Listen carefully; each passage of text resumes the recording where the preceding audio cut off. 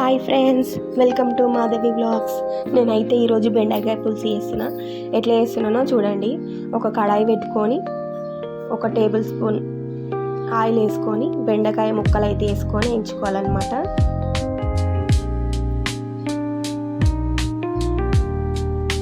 ఇట్లా ఎంచుకోవడం వల్ల ఈ బెండకాయ ముక్కలకు జిగిట అనేది ఉండదు. నేను మామూలుగా పులుసు చేసినా ఫ్రై చేసినా కూడా ఇట్లనే ఎంపుకున్న తర్వాతనే చేస్తాను అనమాట.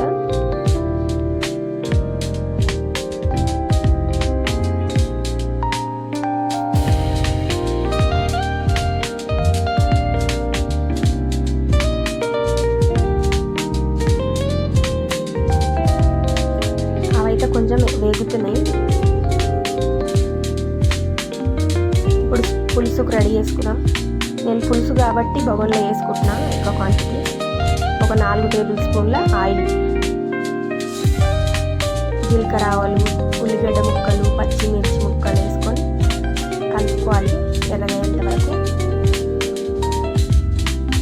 ఎండుమిర్చి ముక్కలు, కొంచెం సాల్ట్ వేసుకోవాలి.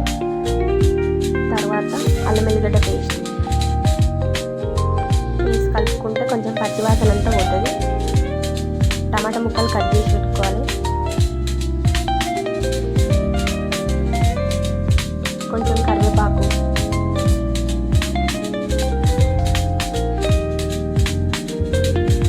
పసుపు, తగినంత పసుపు వేసుకొని కలుపుకోవాలి పచ్చివాసన అంతా పోవడానికి.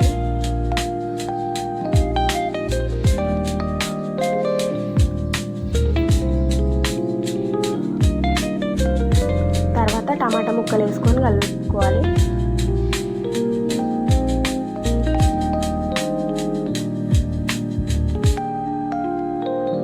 కొంచెం మెత్తబడిన తర్వాత ఉప్పు, కారం 2 స్పూన్లు వేసిన, ఉప్పు 1 స్పూన్ వేసిన. అది స్కిప్ అయింది వేసేటప్పుడు. ఇట్లా కలుపుకుంటే కారంది కూడా పచ్చివాసన అవుతుంది.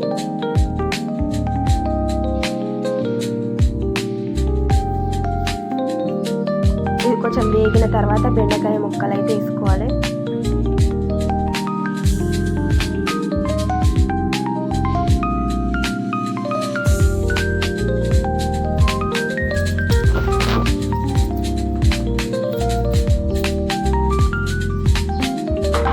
బెండకాయ ముక్కలు వేసుకొని కలుపుకోవాలన్నమాట.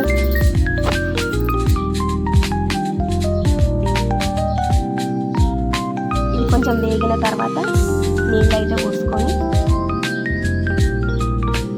కలుపుకోవాలి. ఉడుకుతుంది. చింతపండు ఒక పిడికడంతా చింతపండు రసం తీసుకోవాలి. అది ఉడుకుతున్నప్పుడు ఆ రసం అందులో పోసేయాలి. మన పులుసుకు సరిపడనంత ఇంకా వాటర్ కూడా వేసుకోవాలి. పులుసు అయితే చాలా బాగుంటుంది. ఒకసారి మీరు కూడా ట్రై చేయండి. కొంచెం బియ్యం పిండి, ఒక సగం కప్పు. అందరు శనగపిండి వేస్తారు కానీ నాకు బియ్యం పిండి ఇష్టం.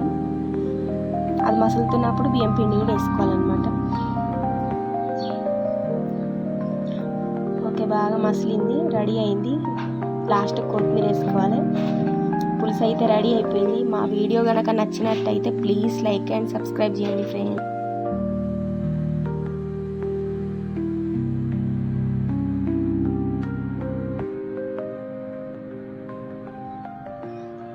Thanks for watching.